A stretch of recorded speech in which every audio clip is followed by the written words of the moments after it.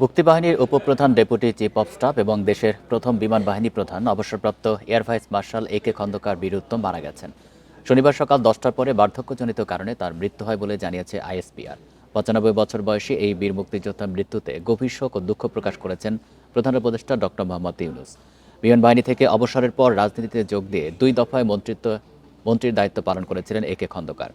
1971-এর 16 December বিজয়ের দিন ঢাকার রেসকোর্স ময়দানে পাকিস্তানি বাহিনীর আত্মসমর্পণের সময় মুক্তিবাহিনীর প্রতিনিধিত্ব করেন তিনি। মহান মুক্তিযুদ্ধে অনন্য অবদানের স্বীকৃতি হিসেবে তিনি 1973 সালে বীর উত্তম খেতাব এবং 2011 সালে স্বাধীনতা পদক লাভ করেন। তিনি দীর্ঘদিন সেক্টর কমান্ডার্স ফোরামের সভাপতির দায়িত্ব পালন করেছেন। 1971 ভেতরে বাইরে মুক্তিযুদ্ধের ইতিহাস নিয়ে এ কে খন্দকারের লেখা আলোচিত একটি বই।